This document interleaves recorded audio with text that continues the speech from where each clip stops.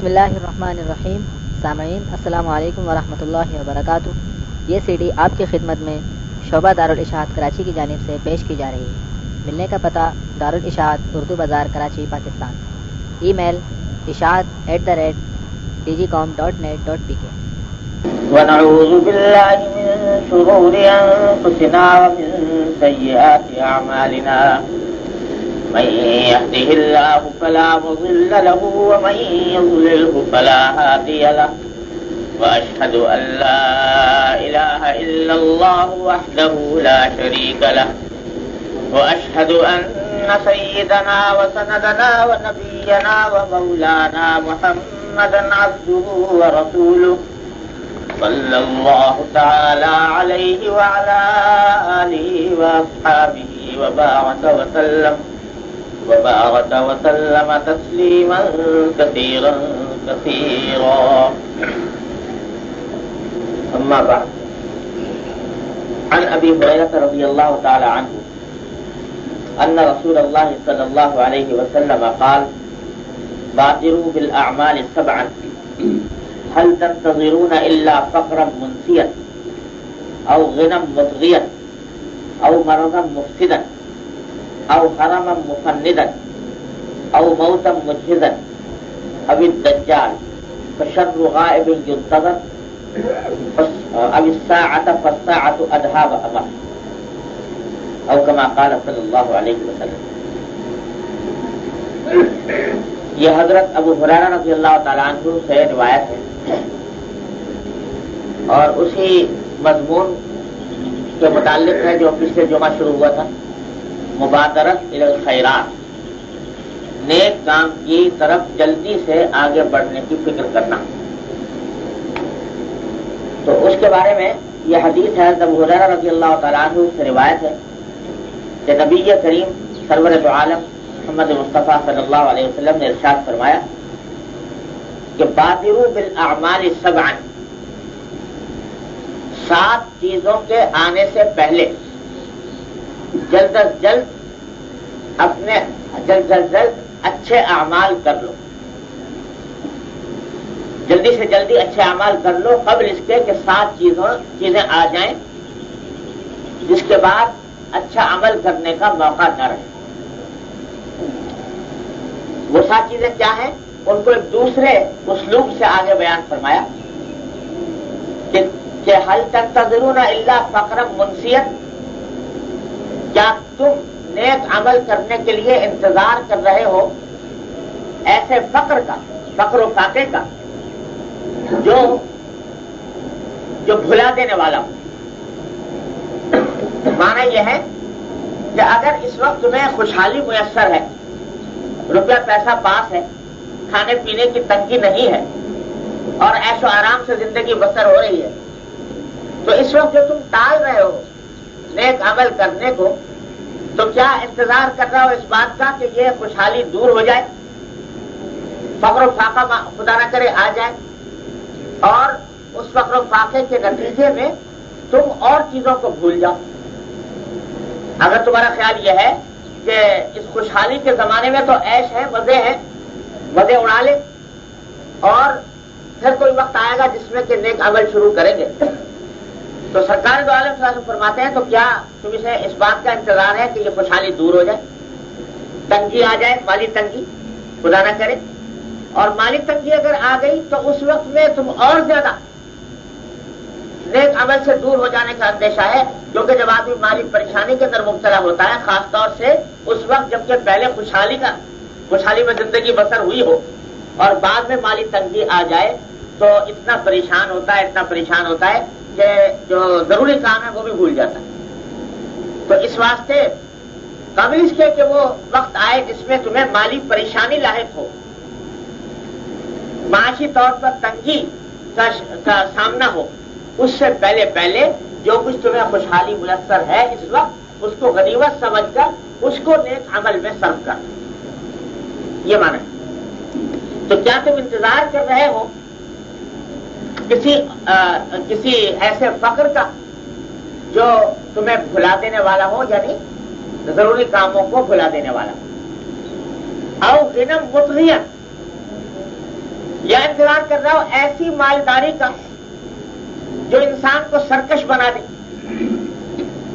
یعنی اگرچہ اس وقت بہت زیادہ مالدار نہیں ہو، سوچتے ہو کہ مالی تنگی ہے، مالی پریشانی ہے، یا تنگی نہیں ہے لیکن دل چاہ رہا ہے کہ اور پیسے آ جائیں اور دولت مل جائے، تو اس وقت جب یہ پریشانی دور ہو جائے گی اور جو مطلوب ہے دنیا کا وہ حاصل ہو جائے گا، تب نیک عمل شروع کرے. کیا اس کا انتظار کر رہے ہو؟ تو یاد رکھو کہ اگر مالداری بہت زیادہ حاصل ہو گئی، بہت پیسے آ گئے، دولت کے انبار جمع ہو گئے، تو اس کے نتیجے میں اندیشہ یہ ہے کہ کہیں ایسا نہ ہو کہ وہ مال اور دولت تمہیں اور زیادہ سرکشی میں مبتلا کر دے. جب مال زیادہ ہو جاتا ہے انسان کے پاس اور عیش و آرام زیادہ میسر آ جاتا ہے تو انسان خدا کو بھلا بیٹھتا ہے. تو کہیں ایسا نہ ہو کہ اس وقت میں تم اللہ تعالیٰ کو بھلا بیٹھو. لہذا ابھی کر لو جو کچھ کرنا ہے، ابھی شروع کر دو گے. اللہ جل جلالہ کی محبت، عظمت، اللہ کے سامنے جواب دینے کی فکر دل میں پیدا ہو جائے گی، تو پھر اگر پیسے بھی آئیں گے، دولت بھی آئے گی، تو وہ پیسے اور دولت تمہیں اللہ کے راستے سے بھٹکا نہیں سکیں گے. لیکن آج اگر تم نے ٹلا دیا اس انتظار میں کہ ذرا اور پیسے آ جائیں اور فلاں کام ہو جائیں تب شروع کریں گے، تو اس کا نتیجہ یہ ہوگا کہ اور زیادہ سرکشی میں مبتلا ہونے کا اندیشہ ہے. تو کیا اس کا انتظار کر رہے ہو؟ او مرضم مفسدت، اس وقت تو صحت ہے، طبیعتیں ٹھیک ہیں، قوت ہے جسم کے اندر، طاقت ہے، اگر کوئی عمل کرنا چاہو تو آسانی کے ساتھ کر سکو گے. تو کیا چلا رہے ہو اس کام کے لیے کہ یہ صحت جاتی رہے گی؟ جب خدا نہ کرے بیماری آ جائے اور بیماری آنے کے بعد پھر عمل کرو گے. ارے جب صحت کی حالت میں نہیں کر پائے تو بیماری میں کیا کرو گے؟ بیماری خدا جانے کیسی آ جائے، کس وقت آ جائے کہ اس کے نتیجے میں انسان کوئی دل چاہتا ہے کہ فلاں کام کر گزروں لیکن کر نہیں کر پاتا. تو اس لیے قبل اس کے کہ وہ بیماری آئے اس سے پہلے اچھے اعمال کر لو. اور حرمم مفنگت، یا انتظار ہے بڑھاپے کا. تو ابھی تو ہم جوان ہیں، ابھی تو ہماری عمر ہی کیا ہے، ہم نے دنیا ہی کیا دیکھی ہے اور دنیا کے کیا مزے اڑائے ہیں. ابھی تو جوانی کا دور ہے، تو گزر جانے دو اس کو ذرا عیش کے ساتھ، لذتوں کے ساتھ، اور اسی حالت کے اندر ہم ذرا کچھ دنیا کی سیر بھی کر لیں، دنیا کے مزے بھی اڑا لیں. تو سرکار دو عالم فرماتے ہیں کیا بڑھاپے کا انتظار کر رہے ہو کہ بڑھاپے میں جا کر عمل کرو گے؟ حالانکہ بڑھاپا ایسی چیز ہے مفنگت، بڑھاپا اگر آ جائے تو بسا اوقات انسان کے حواس خراب ہو جاتے ہیں. بڑھاپے میں وہ یہ کام کرنا بھی چاہتا ہے تو نہیں کر پاتا، بدحواسی کا زمانہ آ جاتا ہے. تو قبل اس کے کہ وہ بڑھاپے کا دور آئے جس میں کہ انسان کے حواس خراب ہو جائیں، اس سے پہلے اس زمانے میں کرنا. بڑھاپے میں تو جب نہ منہ میں دانت نہ پیٹ میں آنت، ایسا وقت آ گیا تو طاقت ہی نہ رہی گناہ کرنے کی. اس وقت میں گناہ سے بچ گئے تو کیا بچ گئے؟ وہ تو طاقت ہی نہ رہی تھی. جب جوانی ہو، طاقت موجود ہو، گناہ کرنے کے سامان موجود ہو، گناہ کرنے کے اسباب موجود ہو، گناہ کرنے کا جذبہ دل میں موجود ہو اور اس کی طاقت بھی ہو، اس وقت میں انسان گناہ سے بچے. یہ ہے در حقیقت پیغمبرانہ طریق. شیخ ثانی فرماتے ہیں کہ وقت پیری گر کے ظالم میں شود پرہیزگار، وقت پیری گر کے ظالم میں شود پرہیزگار، در جوانی توبہ کردن شیوہ پیغمبری. کہہ رہے بڑھاپے میں تو ظالم بھیڑیا بھی پرہیزگار بن جاتا ہے. وہ پرہیزگار اس لیے نہیں بنا کہ اس کو کوئی اخلاقی کسی فلسفے نے متاثر کر دیا یا خدا کا خوف آ گیا اس واسطے پرہیزگار بن گیا. پرہیزگار اس لیے بنا کہ اب کچھ کر ہی نہیں سکتا، کسی کا کو پھاڑ کے کھا نہیں سکتا، کوئی طاقت ہی باقی نہیں رہی، اس لیے پرہیزگار بنا بیٹھا ہے گوشے کے اندر. تو پیری کے وقت میں، بڑھاپے میں تو ظالم بھیڑیا بھی پرہیزگار بن جاتا ہے. در جوانی توبہ کردن شیوہ پیغمبری، जवानी के अंदर तौबा करना, यह है पैगंबरों का शेवा, पैगंबरों का शिआर। यूसुफ अलैहिस्सलाम को देखो कि भरपूर जवानी है, ताकत है, कुव्वत है, जवानी है, शबाब है, सब कुछ है, हालात मुयस्सर हैं और गुनाह की दावत दी जा रही है। लेकिन उस वक्त जबान पर यह कलेमा आता है कि इन्नहु माअल्लाह इन्नहु रब्बी अहसन मथवाय। दावत दी जा रही है, दरवाजे बंद है, कोई देखने वाला नहीं है, लेकिन वहां पर उस जवानी के आलम में कह रहा माअल्लाह, मैं अल्लाह की पनाह मांगता हूं, इन्नहु रब्बी अहसन मथवाय। तो यह है पैगंबरी का शेवा कि जवानी के अंदर आदमी गुनाहों से तायब हो, जवानी के अंदर इंसान एक अमल करे। बुढ़ापे में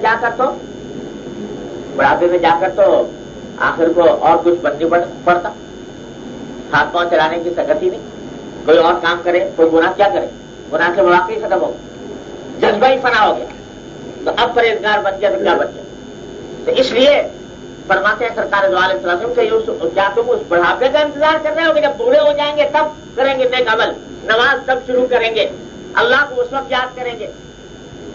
बहुत से लोग हैं चलाते रहते हैं, साहब हज फर्ज हो गया, अरे भाई अभी क्या करना है, जो जब जरा कुछ उम्र हो जाएगी तो जाएंगे हज को।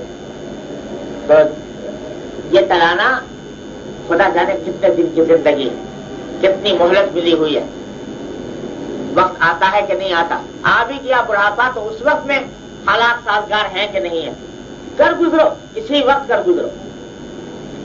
आओ मौतम मुजहिज़ा, या इंतजार कर रहे हो उस मौत का जो अचानक आ जाए, डरा रहे हो कि अभी तो कल कर लेंगे, परसों कर लेंगे, कुछ और वक्त गुजर जाए तो शुरू कर देंगे, इस बात का इंतजार कर रहे हो, तो क्या ये तुम्हें पता नहीं कि मौत वो अचानक भी आ सकती है, अचानक भी आ सकती है।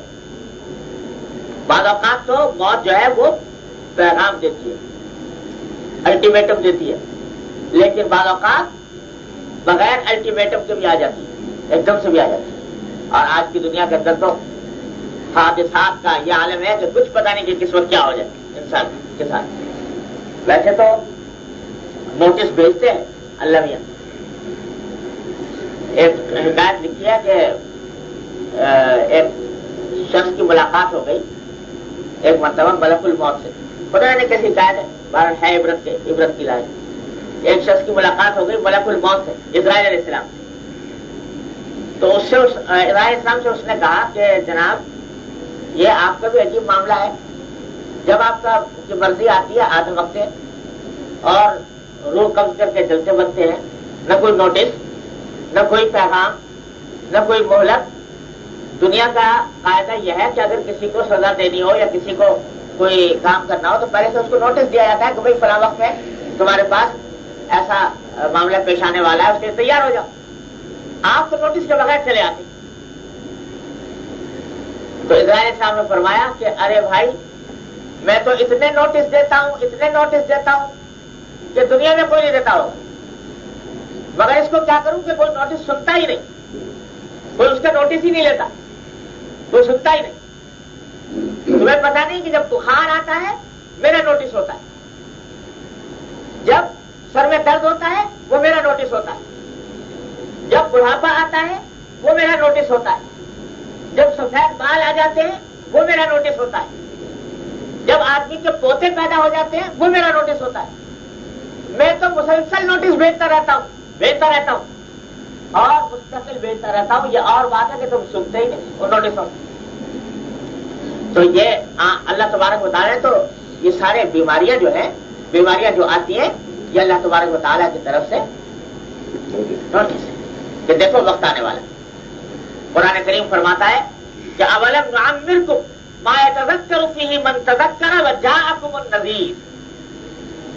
आखिरत में हम तुमसे पूछेंगे कि क्या हमने तुमको इतनी उम्र नहीं दी थी जिसमें अगर कोई नसीहत हासिल करने वाला नसीहत हासिल करना चाहता तो नसीहत हासिल कर लेता, इतनी उम्र दी तुमको। और वजाअकुमुन नज़ीर, और तुम्हारे पास डराने वाला भी आ गया था।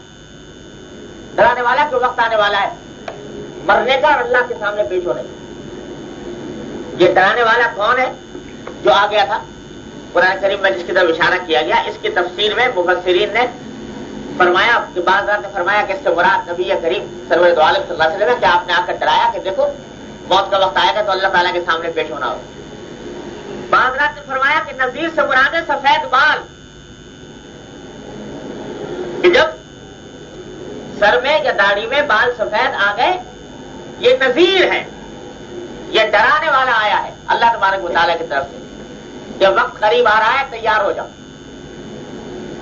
اور بعض نے فرمایا کہ نذیر سے مراد ہے پوتا، کہ جب کسی کے ہاں پوتا پیدا ہو جائے تو یہ پوتا نذیر ہے، ڈرانے والا ہے کہ یہ اب وقت آنے والا ہے، قریب ہے، تیار ہو جائے۔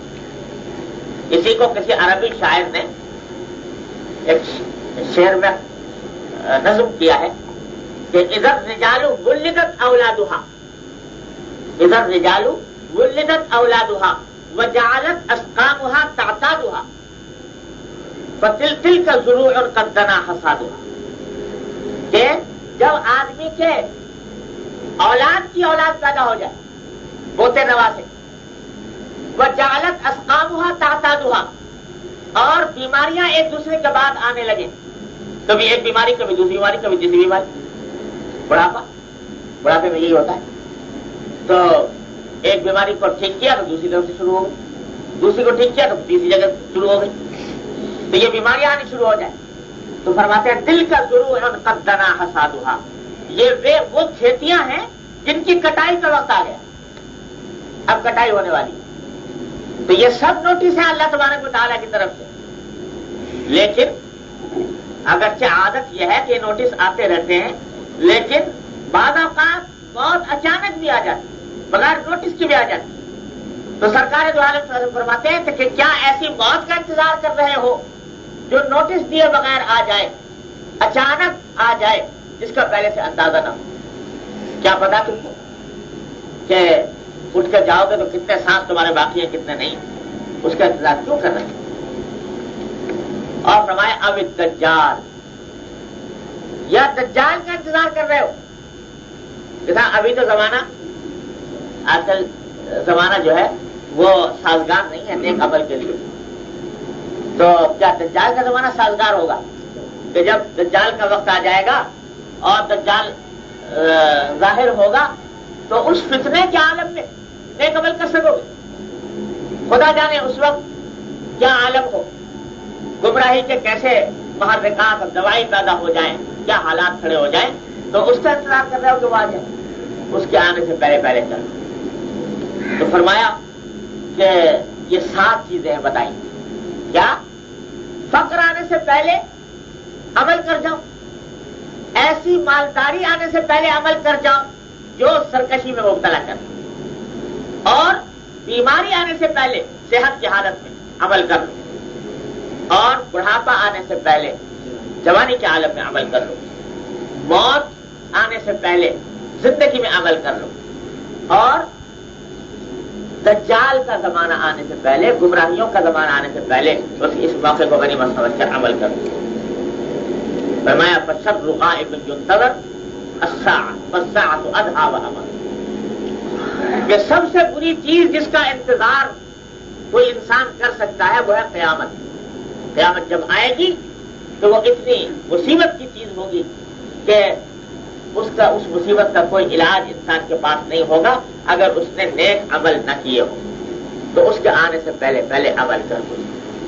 تو سارے حدیث کا خلاصہ یہ کہ کسی نیک عمل کو ٹلاؤ نہیں، آج کے کام کو کل پر نہ ٹلاؤ، اور ابھی کر لو، ابھی عزم کر لو، ابھی ارادہ کر لو، ابھی عمل شروع کر لو۔ اللہ تعالیٰ مجھے آپ کو سب کچھ پر عمل کرنے کو آمین۔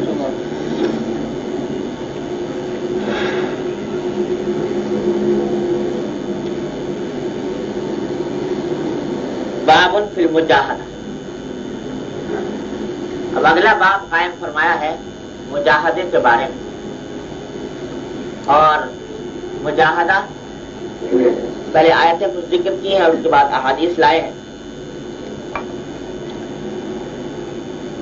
نام آپ نے بھی سنا ہوگا مجاہدے کا، مجاہدہ جسے کہتے ہیں اس کو سمجھنے کی ضرورت ہے۔ مجاہدے کے لفظی معنی ہے کوشش کرنا، محنت کرنا۔ جہاد بھی اسی سے نکلا ہے۔ جہاد کے معنی عربی زبان میں اصل میں لڑنے کے نہیں ہے، بلکہ محنت کرنے اور کوشش کرنے کے معنی ہے جہاد۔ تو یہی مجاہدہ بھی یہی ہے، کوشش کرنا۔ اور جب حضرات صوفیاء کرام یا قرآن کریم کی اور سنت کی اصطلاح میں مجاہدہ کہا جاتا ہے کہ انسان اس بات کے لیے کوشش کرے کہ اس کے اعمال درست ہوں، اس کے اخلاق درست ہوں، اور گناہوں سے وہ بچے، اور اپنے نفس کو غلط طرف، غلط سمت میں جانے سے بچائے۔ اس کا نام ہے مجاہدہ۔ اور حدیث میں فرمایا نبی کریم سرور دو عالم صلی اللہ علیہ وسلم نے کہ المجاہد من جاہد نفسہ، کہ اصلی مجاہد وہ ہے جو اپنے نفس سے جہاد کرے۔ لڑائی کے میدان میں جا کر جان دے دینا یہ بھی جہاد، لیکن فرمایا اصلی مجاہد وہ ہے جو اپنے نفس سے جہاد کرے، کہ نفس کی خواہشات، نفس کے آرزویں، نفس کے تقاضے ایک طرف بلا رہے ہیں، اور انسان ان سب تقاضوں کو، آرزوؤں کو پامال کر کے اللہ جل جلالہ کو راضی کرنے کی خاطر کوئی ایک راستہ دوسرا اختیار کر لیتا ہے۔ اس کا نام ہے مجاہدہ، اس کو کہتے ہیں مجاہدہ۔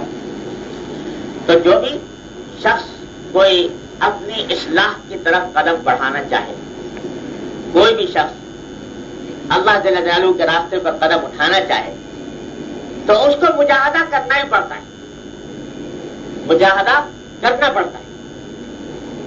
مجاہدہ کیا؟ کہ اپنے نفس کی مخالفت، نفسانی خواہشات کے خلاف عمل کرنا، زبردستی کر کے، محنت کر کے، کوشش کر کے، کڑوا گھونٹ پی کر، کسی طرح اپنے نفس کی خواہش کو دبا کر، کچل کر اس کی خلاف ورزی کرنا، اس کا نام ہے مجاہدہ۔ اور وجہ اس کی یہ ہے کہ یہ ہمارا آپ کا جو نفس ہے، نفس سے مراد ہے وہ قوت جو انسان کو کسی کام کے اوپر ابھارتی ہے۔ وہ نفس وہ عادی بنا ہوا ہے دنیاوی لذتوں کا، اس کام میں مزہ آ رہا ہے، اس کام میں مزہ آ رہا ہے، اس کام میں مزہ آ رہا ہے، لہذا جس کام میں بھی اس کو دنیاوی طور پر ظاہری مزہ معلوم ہوتا ہے اس طرف دوڑتا ہے۔ یہ نفس کی خواہش ہے، خواہشات نفس کا یہ ایک اس کی جبلت ہے، اس کی خصلت یہ ہے کہ وہ لذتوں کی طرف بھاگتا ہے، جس میں مزہ آئے اس کام کی طرف بھاگتا ہے، اس کی طرف مائل ہوتا ہے، اس کا تقاضا انسان کے اوپر پیدا کرتا ہے، یہ کر لے، وہ کر لے، وہ کر لے، یہ کر لے مزہ آ جائے گا، یہ کر لے لطف آ جائے گا، یہ کر لے لذت آ جائے گی۔ یہ خواہشات کے تقاضے انسان کے دل میں پیدا کرتا رہتا ہے نفس۔ اگر انسان اپنے نفس کو بے لگام چھوڑ دے، بے مہار چھوڑ دے، کہ جو بھی لذت کا تقاضا پیدا ہوا وہ کرتا جائے، اس کی ہر بات مانتا جائے، تو اس کا نتیجہ یہ ہوتا ہے کہ انسان پھر انسان نہیں رہتا، درندہ بن جاتا ہے، جانور بن جاتا ہے۔ نفسانی خواہشات کا اصول یہ ہے کہ ان کی پیروی کرتے جاؤ، ان کے پیچھے چلتے جاؤ، ان کی باتیں مانتے جاؤ، تو کسی حد پر جا کر قرار نہیں آئے گا۔ یہ نہیں کہ بس اب ساری خواہشات پوری ہو گئی، اب آگے کچھ نہیں چاہیے، یہ کبھی نہیں ہوگا زندگی بھر۔ اگر کوئی شخص یہ چاہے کہ بھائی چلو یہ خواہش رہ گئی یہ بھی پوری کر لوں، یہ خواہش رہ گئی یہ بھی پوری کر لوں، یہ خواہش رہ گئی یہ بھی پوری کر لوں، تو یاد رکھو کبھی بھی ساری خواہشات کبھی کسی انسان کی اس دنیا میں پوری نہیں ہو سکتی، اور اس کے ذریعے کبھی قرار، کبھی سکون اور سکون نصیب نہیں ہو سکتا۔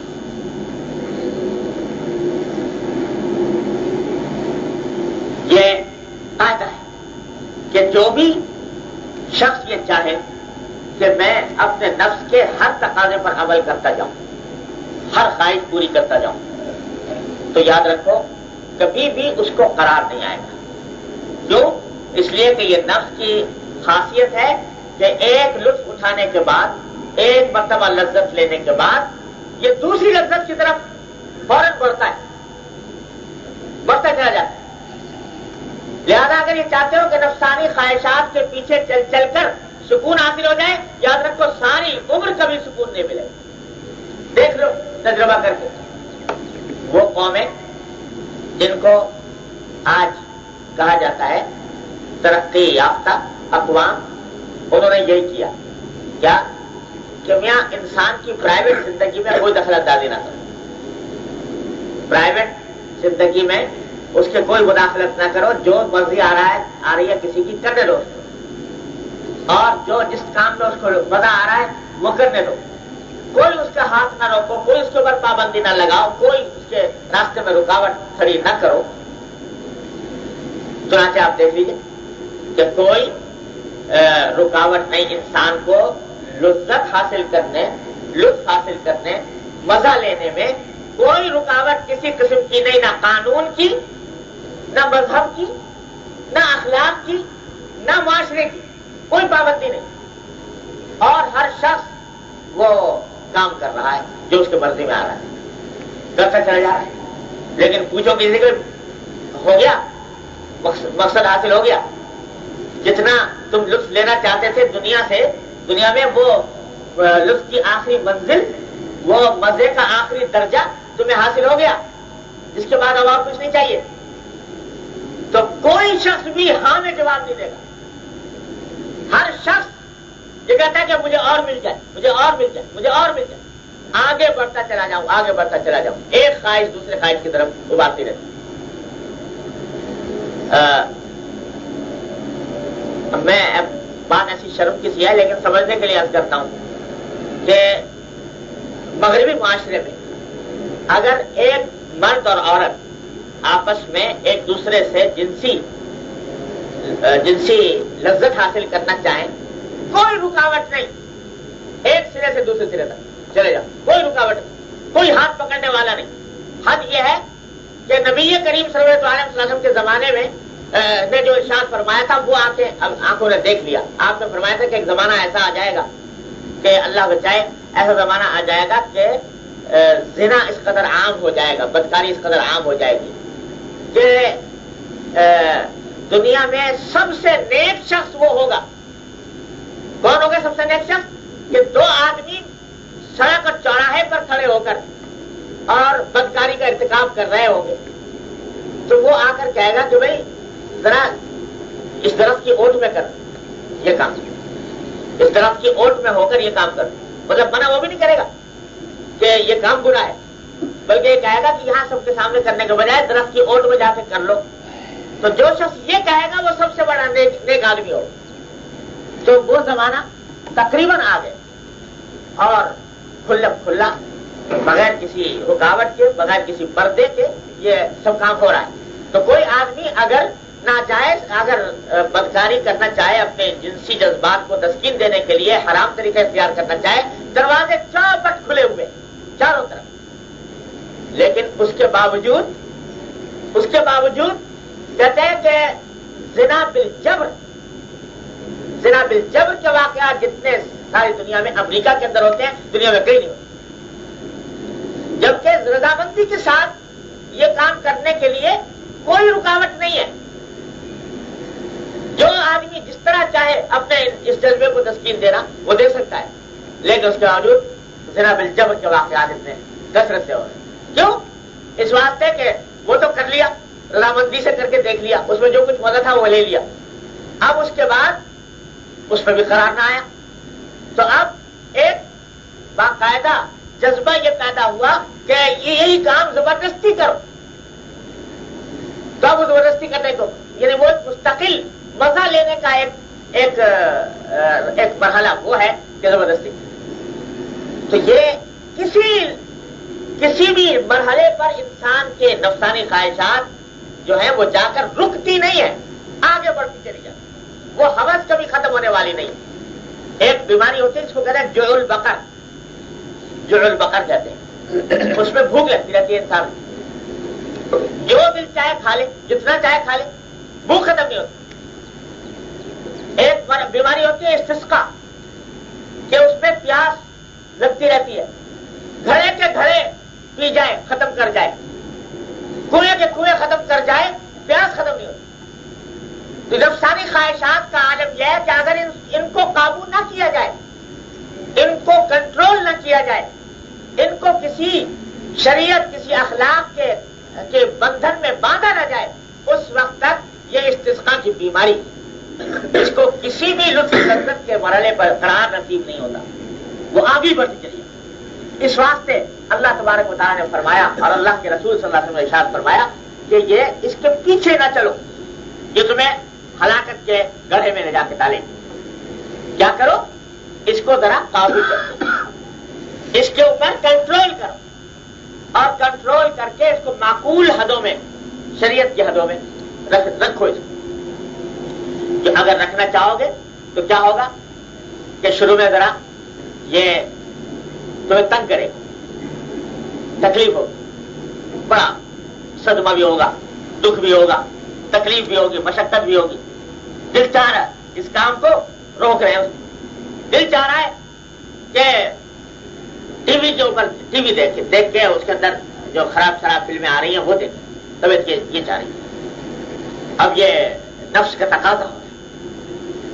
اب جو آدمی عادی ہے اس کا، اس سے کہو کہ بھائی نہ دیکھ، دل میں یہ اس کو کہو کہ نہ دیکھ، نفسانی تقاضا جو ہے اس کے اوپر عمل نہ کر، تو اگر نہیں کرے گا، آنکھ کو روکے گا اس سے، تو دقت ہوگی، مشقت ہوگی، شروع میں مشقت ہوگی، برا لگے گا، عادی بنا ہوا ہے اس کا، اس کے بغیر چین نہیں آ رہا، اس کے بغیر لطف نہیں آتا، تو مشقت ہوگی۔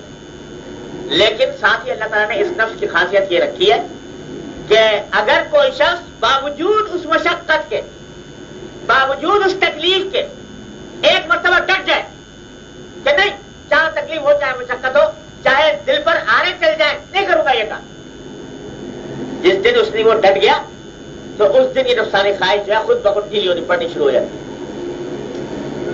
ڈھیلی پڑنی شروع ہو جاتی۔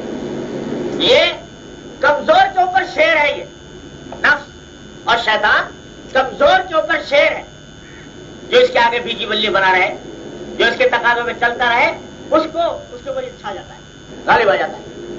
اور جو ایک مرتبہ ارادہ کر کے ڈٹ گیا اس کے سامنے کہ نہیں کروں گا یہ، چاہے کتنا تقاضا ہو، چاہے کتنے دل پہ آنے چل جائیں، چاہے کتنی بری بات ہو جائے، نہیں کروں گا، تو یہ ڈھیلا پڑ جاتا ہے۔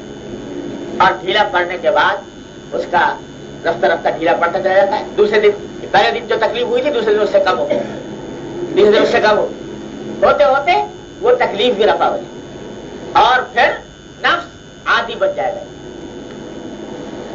اللہ، علامہ بوسیری ایک بہت بڑے بزرگ گزرے ہیں رحمہ اللہ تعالی، جن کا قصیدہ بردہ آپ نے نام سنا ہوگا، قصیدہ بردہ بڑا مشہور ہے، حضور صلی اللہ علیہ وسلم کا نعتیہ قصیدہ۔ اس میں ایک شعر انہوں نے کہا ہے اور عجیب و غریب، ہمارے آپ کے لیے بڑا سبق اس میں فرمایا کہ النفس كالطفل ان تهمله شب على حب الرضاع وان تفطمه ينفطم۔ یہ نفس جو ہے انسان کا، یہ ایک چھوٹے سے بچے کی طرح ہے، چھوٹے بچے کی طرح۔ چھوٹا بچہ ہوتا ہے نا، وہ دودھ پینے کا عادی بچہ، ماں کا دودھ پیتا ہے، عادی ہو گیا کہ نہیں؟ اب جناب اس سے دودھ چھڑانے کی کوشش کرو، روئے گا، چلائے گا، شور کرے گا، تو آپ ماں باپ جو ہے سوچے بھائی یہ بچے کو تو بڑی تکلیف ہو رہی ہے دودھ چھڑانے میں، اگر دودھ چھڑائیں گے اس کو تکلیف بہت پہنچے گی، بڑا روئے گا، بڑا چلائے گا، بڑی فریاد کرے گا، وہ ہم سے دیکھا نہیں جائے گا، چلو چھوڑو، پینے دو اس کو، دودھ پیتا رہے۔ تو فرماتے ہیں علامہ بوسیری کہ اگر اس بچے کو چھوڑ دیا، اس دودھ پینے کی حالت میں چھوڑ دیا کہ پیتا رہے دودھ، کیا ہوگا کہ وہ جوان ہو جائے گا اور اس سے دودھ نہیں چھوٹ پائے گا، جوان ہونے کی حالت تک بھی دودھ چھڑا نہیں سکو گے، اس واسطے کہ تم ڈر گئے اس کی تکلیف سے، ڈر گئے اس کی فریاد سے، اس کی چیخ پکار سے، تو نتیجہ یہ ہوا کہ وہ دودھ نہیں چھوٹا۔ اب جناب وہ روٹی لاتے ہو، روٹی نہیں کھاتا، کہتا میں تو وہی پیوں گا، دودھ ہی پیوں گا۔ تو وہ اگر تم اس کی بات مان لو، اس کی چیخ پکار سے ڈر کر، اس کی تکلیف مشقت سے گھبرا کر اس کی بات مان لی، تو کیا ہوا کہ کبھی دودھ نہ چھڑاتے. لیکن جو بھی کوئی ماں باپ بھی دنیا میں ایسا نہیں ہوگا جو یہ کہے کہ صاحب تکلیف ہو رہی ہے اس واسطے دودھ نہیں چھڑاتے. کوئی ہے ایسا؟ جانتا ہے کہ روئے گا، چلائے گا، رات کو نیند نہیں آئے گی، ہمیں بھی جگائے گا، خود بھی جاگے گا، اور اس کے باوجود چھڑاتے ہیں. کیوں؟ جانتے ہیں کہ اس کی بھلائی اسی میں ہے. اگر آج نہ چھڑایا گیا دودھ تو یہ ساری عمر کبھی روٹی کھانے کے لائق نہیں ہوگا. تو ایک مرتبہ عزم کر لیا کہ نہیں کر لیا، ارادہ کر لیا کہ اس بچے سے چھڑانا ہے اس دودھ. تو علامہ بوسی رحمۃ اللہ فرماتے ہیں کہ یہ انسان کا نفس جو ہے یہ بھی بچے کی مانند ہے، بچے کی طرح ہے. اگر تم اس کو دودھ نہ چھڑاؤ، دودھ پیتا رہنے دو، تو ساری عمر دودھ پیتا رہے گا، کبھی روٹی کھانے کے لائق نہیں ہوگا. لیکن اگر چھڑانا چاہو گے تو چھوٹ جائے گا باوجود تکلیف اور مشقت. تو اسی طرح یہ نفس جو ہے یہ اس کے منہ کو لگے ہوئے ہیں گناہوں کا ذائقہ لگ گیا ہے، اس کی چاٹ لگ گئی گناہوں. تو اگر اس کو چھوڑ دیا تم نے ایسے ہی کہ چلو کرنے دو، چھوڑیں گے تو ہوگی تکلیف، یہ نظر غلط جگہ پڑتی ہے، اس کو ہٹانے میں بڑی تکلیف ہوتی ہے، چلو جانے دو. اس کو عادت پڑ گئی ہے جھوٹ بولنے کی، تو جھوٹ بولنا چھوڑیں گے تو بڑی دقت ہوگی، زبان کو قابو کرنا مشکل ہو رہا ہے. چلو بولے دو اس کو جیسے بول رہی ہے. عادت پڑ گئی ہے غیبت کی مجلسوں کے در بیٹھ کر، تو اگر اس کو روکیں گے تو بڑی دقت ہوگی.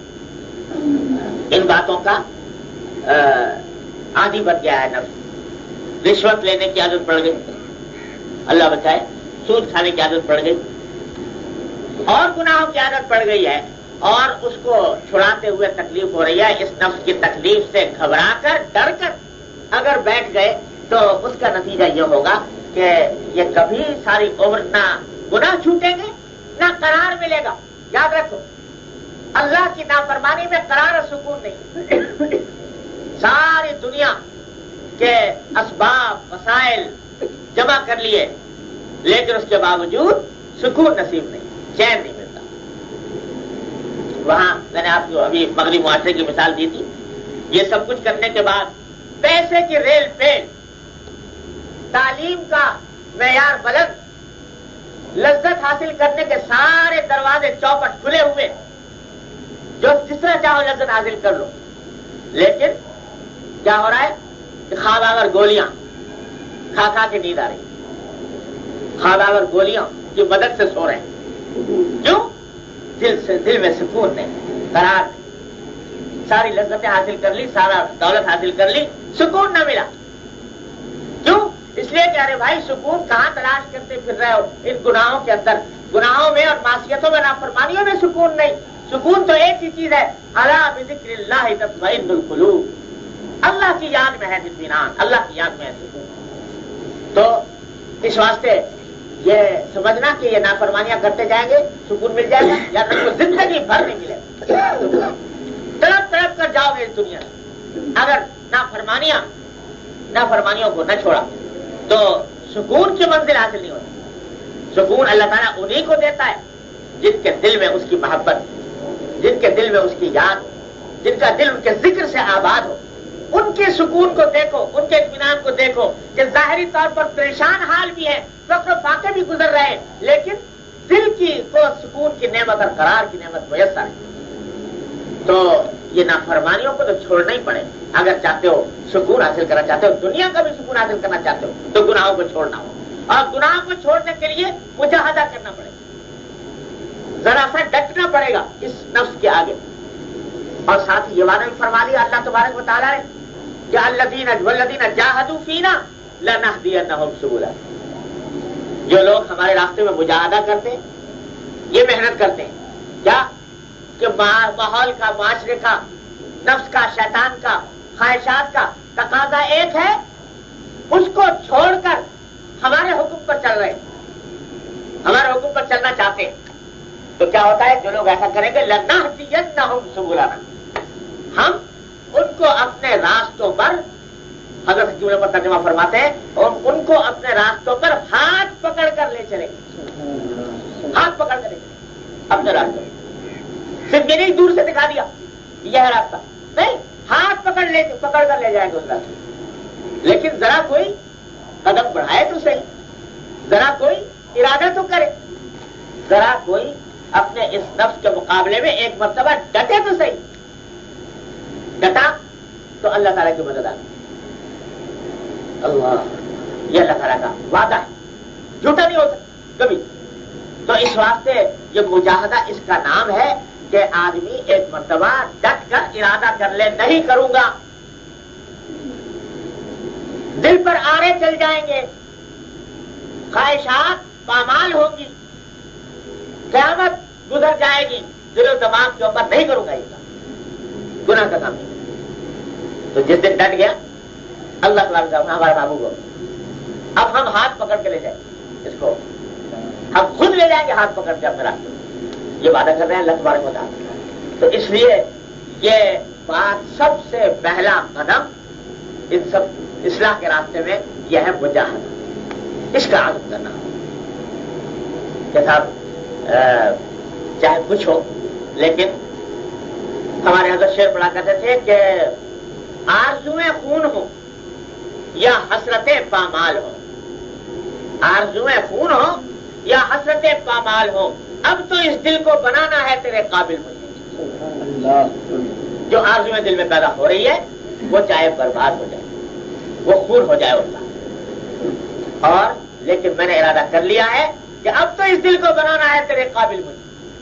اب اس دل میں اللہ جل جلالہ کے انوار کا نزول ہوگا، اب اللہ تعالیٰ کی محبت اس دل میں جاگودین ہوگی. اب یہ چیزیں نہیں ہیں، یہ ارادہ کر لیا، پھر دیکھو اللہ تبارک و تعالیٰ کی طرف سے کیسی رحمتیں نازل ہوتی ہیں اور آدمی اس راستے پر چل پڑتا ہے. ارادہ کرنے، ارادہ کر لو، قدم اٹھا لو، اللہ تبارک و تعالیٰ کی طرف سے مدد آئے گی انشاءاللہ تعالی.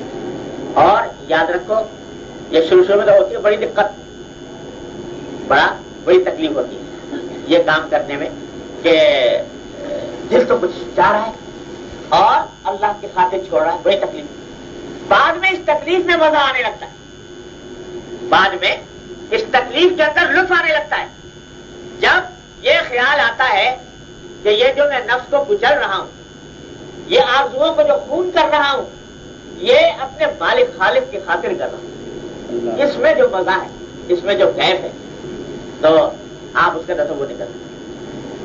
کبھی ماں کو دیکھا، ماں ہوتی ہے تو سخت سردی کا عالم ہے، سردی کی رات ہے، جاڑے کی کڑکڑاتا ہوا جاڑا پڑ رہا ہے، لحاف میں لیٹی ہوئی ہے اور جناب بچہ پاس پڑا ہوا ہے، اس نے پیشاب کر دیا بچے نے. اب جناب نفس کا تقاضا تو یہ ہے کہ یہ گرم گرم بستر چھوڑ کے کہاں جاؤ، یہ تو سردی کا جاڑے کا موسم ہے، گرم گرم بستر چھوڑ کے جانا تو بڑا مشکل کام. لیکن تھاک یہ سوچتی ہے کہ اگر نہ گئی تو یہ بچہ گیلا پڑا رہے گا، اس کے کپڑے گیلے ہیں، گیلے کپڑے کے حالت میں پڑا رہے گا تو اس کو بخار نہ ہو جائے، اس کی طبیعت نہ خراب ہو جائے. اس لیے اٹھا رہی ہے اس واسطے کہ اپنے بچے کی فلاح، بچے کی صحت اس کے پیش نظر ہے، تو اس کلاکے کی جاڑے میں اٹھ کر اپنے نفس کے تقاضے کو پامال کر کے جا رہی ہے. تو اس سے کہے ایک عورت ہے، اس کا بچہ ہی نہیں، کوئی اولاد ہی نہیں، وہ کہتی ہے کہ بھائی کسی طرح کوئی علاج کراؤ، میرے بچہ کوئی اولاد ہو جائے. دعائیں کراتی پھرتی ہے کہ میں دعا کرو اللہ میں مجھے اولاد دے دے، تعویذ گھنٹے پڑے جانے کیا کیا. تو کہنے والا کہتا ہے کہ کس چکر میں پڑی، بچہ پیدا ہوگا تو یہ مشقت اٹھانی پڑے گی، جاڑے میں اٹھ کے راتوں کو اور اس کے کپڑے دھونے ہوں گے، تو یہ کس چکر میں مبتلا ہو رہی ہے اولاد کے. تو وہ کیا 1000 جاڑے قربان میرے ایک بچے کے اوپر، 1000 جاڑے کی راحت قربان ایک بچے کے اوپر. اس واسطے کہ اس بچے کی قدر و قیمت، اس کے دولت ہونے کا احساس اس کے دل میں ہے. اس واسطے یہ ساری تکلیفیں اس کے لیے کیا ہے؟ راحت بنی. وہ جب مانگ رہی ہے نا اللہ میاں سے کہ اللہ مجھے اولاد دے دے، تو کیا مانا ہے اس کے؟ مانا یہ ہے کہ یہ اولاد کی جتنی ذمہ داریاں ہیں وہ دے دے، جو تکلیفیں ہیں وہ دے دے. جو تکلیفیں تو ہوں گی، تو جب مانگ رہی تو وہ تکلیفیں بھی مانگ رہی ساتھ ساتھ، لیکن وہ تکلیفیں اس کے نظر میں تکلیف نہیں، وہ راحت ہے. اب جو کپڑے دھو رہی ہے بچے کے، اس کو تکلیف ضرور ہے طبعی طور پر، لیکن عقلی طور پر یہ اطمینان ہے کہ یہ میں کام اپنے بچے کی بھلائی کی خاطر کر رہا ہوں. جب یہ اطمینان ہوتا ہے تو اس حالت میں اپنی آرزوؤں کو کچلنے کے اندر بھی لطف آنے لگتا ہے. تمہارا رومی رحمۃ اللہ علیہ کو فرماتے ہیں کہ از محبت تلخا شیریں شود. جب محبت جب پیدا ہو جاتی ہے تو کڑوی کڑوی چیزیں بھی میٹھی معلوم ہونے لگتی ہیں. جن چیزوں میں تکلیف ہو رہی تھی محبت کی خاطر ان میں بھی مزہ آنے لگتا ہے، لطف آنے لگتا ہے کہ میں یہ کام محبت کی وجہ سے کر رہا ہوں، محبت کی خاطر کر رہا ہوں. مانا رومی رحمۃ اللہ نے بڑی عجیب عجیب حکایتیں لکھی ہیں محبت کی. مثنوی کے اندر لیلا مجنو کا قصہ لکھا کہ کس طرح مجنو جو ہے وہ دیوانہ بنا پھرا لیلا کی خاطر، اور کس طرح کیا کیا مشقتیں اٹھائیں. جوئے شیر دودھ کی نہر نکالنے کا ارادہ لے کے چل کھڑا ہوا اور شروع بھی کر دیا کام. یہ ساری مشقتیں اٹھا رہا ہے. کوئی پوچھے اس سے کہ یہ جو تو کر رہا ہے یہ تو بڑی مشقت کا کام ہے، چھوڑ اس کو. تو کہتا ہے 1000 مشقتیں قربان جس کی خاطر کر رہا ہوں، اس کی محبت کا تقاضے میں کر رہا ہوں، تو اس میں تو مجھے تو اسی میں مزہ آ رہا، اسی نہر کھودنے میں مزہ آ رہا، اس لیے کہ اس کے خاطر کر رہا ہوں. تو ماں رومی فرماتے ہیں کہ عشق مولا کہ کم از لیلا بوت، عشق مولا کہ کم از لیلا بوت، وہ گشتر بہر اولا بوت. کہ ایک آدمی لیلا کی خاطر تو یہ جوئے شیر کھانے پر تیار ہو گیا لیلا کی خاطر، تو مولا کی محبت لیلا سے کم کیسے ہو جائے؟ مولا کی محبت لیلا سے کم کیسے ہو جائے؟ مولانا رومی رحمۃ اللہ نے فرمایا. تو جب آدمی محبت میں یہ تکلیفیں اٹھاتا ہے، محبت کی خاطر اٹھاتا ہے، تو کیا ہوتا ہے؟ بڑا لطف آنے لگتا ہے. ایک آدمی ملازمت کرتا ہے، ملازمت کرتا ہے، صبح کو سویرے اٹھنا پڑتا ہے، اچھی خاصی سردی میں لیٹا ہوا ہے بستر میں، اور جناب وقت آ گیا جانے کا، تو سب بستر چھوڑ کے جا رہا ہے. دل کا تقاضا تو یہ تھا نفس کا، تو وہی پڑا رہتا ذرا گرمائی میں، اور گھر چھوڑ جانا پڑتا ہے، بیوی بچوں کو چھوڑ کے جانا پڑتا ہے، وہاں جانا ہے. اور سارا دن چکی پیسنے کے بعد، محنت کی چکی پیسنے کے بعد رات کو کسی وقت گھر آتا ہے. پتہ نہیں کتنے لوگ ہمارے یہاں ایسے بھی ہیں کہ صبح کو بچوں کو سوتا ہوا چھوڑ کے جاتے ہیں اور رات کو سوتا ہوا آ کر پاتے ہیں. یہ سب تکلیف اٹھا رہا ہے کہ نہیں اٹھا رہا ہے؟ کوئی کہے کہ صاحب یہ تکلیف تم بڑی اٹھا رہے ہو، چلو چھوڑوا دیں تمہاری ملازمت، چھوڑو اس چکر، تو یہ ملازمت تمہاری چھوڑوا دیں، اس واسطے کہ اس میں تکلیف بہت. نہ بابا خدا کے لیے میری بڑی مشکل سے ملازمت لگی ہے، اس کو نہ چھوڑوانا. اسی میں مزہ آ رہا ہے صبح کو اٹھ کے جانے میں، اور اسی میں مزہ آ رہا ہے کہ اولاد کو چھوڑ کر جا رہا ہے. کیوں؟ اس واسطے جب محبت ہو گئی اس تنخواہ سے جو آخر مہینے میں ملے گی، اس تنخواہ سے محبت ہو گئی، اس محبت کے نتیجے میں یہ ساری تکلیفیں سیڑھی بڑھ گئی. اگر کسی دن چھوڑ گئی ملازمت، روتا پھر رہا کہ ہے وہ دن کہاں گئے جب صبح کو اٹھ کے سویرے جایا کرتا، اور دوسروں سے سفارشیں کرانا پھر رہا ہے کہ دوبارہ مجھے بحال کر دیا جائے. یہ اگر مقصد ذہن میں ہو، محبت کسی چیز سے ہو جائے، تو اس راستے میں جو تکلیفیں ہیں وہ بھی آسان ہو جاتی ہیں، مزیدار ہو جاتی ہیں، اسی میں لطف آنے لگتا ہے. جیسے یہ تکلیف گناہوں کو چھوڑنے کی تکلیف ضرور ہے، شروع میں مشقت ہوگی، لیکن جب ایک مرتبہ ڈٹ گئے اور ڈٹنے کے بعد اس کے مطابق عمل شروع کر دیا، تو اللہ تعالیٰ کی طرف سے مدد بھی ہوگی، اور پھر اس تکلیف میں مزہ آنے لگے گا انشاءاللہ. اس میں مزہ آنے لگے گا، اللہ تعالیٰ کی اطاعت میں مزہ آنے لگے گا، اطاعت میں مزہ آنے لگے گا. اور ایک بات ہمارے حضرت نے بڑی عجیب غریب ارشاد فرمائی. ایک مرتبہ حضرت ڈاکٹر صاحب صلی اللہ علیہ وسلم نے فرمایا کہ میاں یہ نفس جو ہے نا انسان کا، اس کو لذت چاہیے، مزہ چاہیے، اس کی خوراک ہے لذت، مزہ.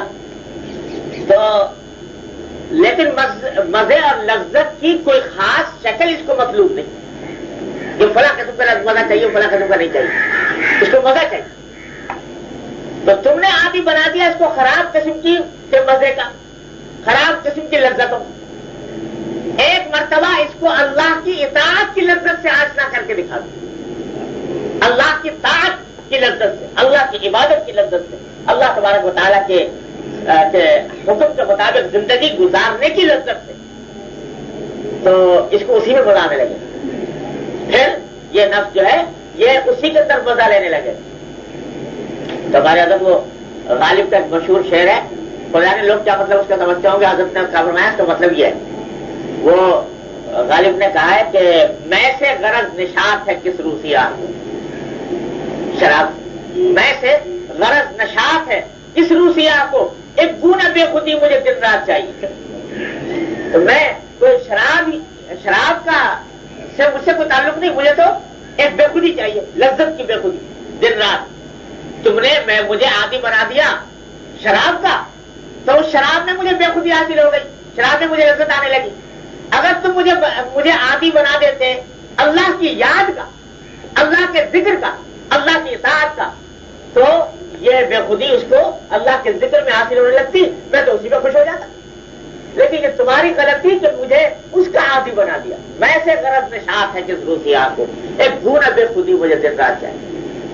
تو یہ مجاہدہ شروع میں بڑا مشکل معلوم ہوتا ہے کہ بھائی یہ تو بڑا کٹھن سبق دیا جا رہا ہے کہ اپنے نفس کی مخالفت کرو، نفس کے خواہشات کی خلاف ورزی کرو۔ نفس تو چاہ رہا ہے کہ غیبت کروں، بڑا مزہ، موضوع چھڑ گیا مجلس میں غیبت کرنے کا، ہے جی۔ اب وہ بڑا بڑا آنے لگے، اب بڑھ چڑھ کر دل چاہ رہا کہ بڑھ چڑھ کر حصہ لو اس میں، جی بڑھ چڑھ کر حصہ لینے میں بڑا لطف آ رہا ہے۔ اب اس وقت اس کو لگام دینا کہ نہیں، تو یہ بڑا مشکل تھا، لیکن بڑا دیکھنے میں بڑا مشکل لگتا ہے، لیکن یاد رکھیے دور دور سے مشکل ہے۔ جب ایک مرتبہ آدمی نے کر لیا ارادہ پکا نہیں کروں گا، تو اس کے بعد اللہ تعالیٰ کی رحمت سے، اللہ تعالیٰ کی فضل و کرم سے مدد بھی ہوگی، اور پھر یہ جو تم نے کچلا نا اس خواہش کو، اس آرزو کو، اس لذت کو جو کچلا، اس کچلنے کے اندر جو مزہ آئے گا انشاءاللہ ثم انشاءاللہ اس کی حلاوت اس غیبت کی لذت سے کہیں زیادہ ہوگی۔ حدیث میں آتا ہے نبی کریم صلی اللہ علیہ وسلم نے ارشاد فرمایا کہ ایک شخص کے دل میں تقاضا پیدا ہوا کہ میں اپنی نگاہ سے کوئی گناہ کروں، نگاہ غلط جگہ پر ڈالی، تقاضا پیدا، اور کون ہے جس کا نہیں ہوتا یہ تقاضا؟ اب جناب دل بڑا کشمکش آ رہا ہے کہ یہ دیکھ ہی لوں۔ اب جناب آپ نے اللہ جل جلالہ کے ڈر سے، اللہ کی خشیت سے، اس کے خیال سے نظر کو بچا لیا، نہیں ڈالی نگاہ۔ بڑی تکلیف ہوئی، آرے چل گئے دل پر، لیکن وہ جو تکلیف ہوئی اس کے بدلے میں اللہ تبارک و تعالی ایمان کی ایسی حلاوت عطا فرمائیں گے انشاءاللہ کہ اس کے آگے اس دیکھنے کی لذت ہے۔ یہ وعدہ ہے نبی کریم صلی اللہ علیہ وسلم حدیث میں، اور یہ ظاہر ہے کہ صرف نگاہ کے گناہ کے ساتھ مخصوص میں، ہر گناہ کے ساتھ غیبت میں بڑا مزہ آ رہا تھا، لیکن جب تم نے ایک مرتبہ اللہ جل جلالہ کے خیال سے غیبت چھوڑ دی، کرتے کرتے رک گئے، زبان پر کلمہ آتے آتے رک گیا اللہ کے یاد کے خیال سے، پھر دیکھو کیا لذت آتی، وہ لذت۔ اور جب یہ لذت یہ اس لذت کے مقابلے میں اس لذتوں کا آدمی عادی ہوتا چلا جاتا ہے تو اللہ جل جلالہ کی محبت اور تعلق پیدا ہوتا ہے۔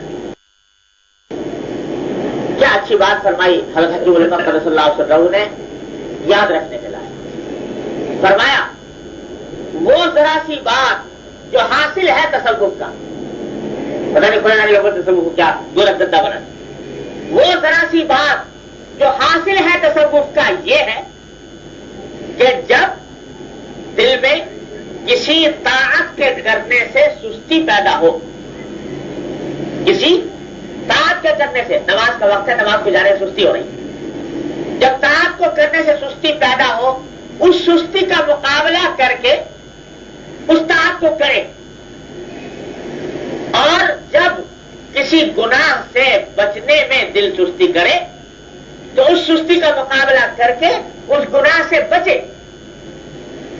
فرمایا کہ بس اسی سے تعلق مع اللہ پیدا ہوتا ہے، اسی سے تعلق مع اللہ میں ترقی ہوتی ہے، اور جس شخص کو یہ چیز حاصل ہو جائے اس کو پھر کسی چیز کی ضرورت نہیں، یہ ہے حاصل۔ تو جب یہ اس کو آرے چلا چلا کر نا، اس کی نفسانی خواہشات کے اوپر ہتھوڑے مار مار کر، آرے چلا چلا کر اس کو کیا کر دیا؟ کچل دیا۔ کچل کے کیا بن گیا؟ یہ کچل کر یہ اللہ جل جلالہ کی تجلی گاہ بن گیا، اللہ تبارک و تعالیٰ کی تجلی گاہ بن گیا کچلنے سے۔ ہمارے حضرت بھائی صاحب صلی اللہ علیہ وسلم مثال دیا کرتے تھے کہ اب تو وہ زمانہ چلا گیا، پہلے زمانے میں حکیم ہوتے تھے یونانی حکیم، تو گشتہ بناتے تھے، گشتہ کوئی سونے کا گشتہ، تو کوئی چاندی کا گشتہ، تو کوئی سکھیا کا گشتہ، کوئی فوجانے کا گشتے۔ کیا ہوتا تھا کہ وہ سونا جو تھا اس کو جلاتے تھے جلاتے تھے جلاتے تھے، اتنا جلاتے تھے اتنا جلاتے تھے کہ وہ راکھ ہو جاتا۔ جی تو کہتے ہیں کہ سونا جو ہے وہ جتنا اس کو جلا جلا کر اس کو کشتہ بناؤ گے اتنی طاقت اس میں بڑھ جائے گی۔ اب جناب وہ کشتہ طلا ہو گیا، سونے کا کشتہ، ذرا سا کھا لے آدمی تو جناب معلوم ہوا کہ پتہ نہیں کہاں سے قوت آ گئی، کہاں کی طاقت آ گئی۔ تو یہ کشتہ جلا جلا کر، مٹا مٹا کر، پامال کر کر کے تب کیا بنا؟ سونے کو جلایا، راکھ بنا دیا، کشتہ ہو گیا۔ تو حضرت ہمارے حضرت والد صاحب صلی اللہ علیہ وسلم فرماتے تھے کہ یہ جو خواہشات نفس ہیں، ان خواہشات نفس کو جب کچلو گے، کچل کچل کر، پیس پیس کر، راکھ بنا کر، فنا کر کے جس دن یہ فنا کر دی تو یہ گشتہ بن گیا، یہ خواہشات نفس یہ گشتہ بن گیا۔ اب اس میں قوت آ گئی، گائے کی قوت کہ اللہ جل جلالہ کے ساتھ اس کا تعلق جوڑ گیا، اللہ تبارک و تعالیٰ کی محبت آ گئی، اللہ تبارک و تعالیٰ کی تجلی گاہ بن گیا۔ یہ دل ایسے نہیں بنتا ہے، توڑنے سے بنتا، جتنا توڑو گے اتنا ہی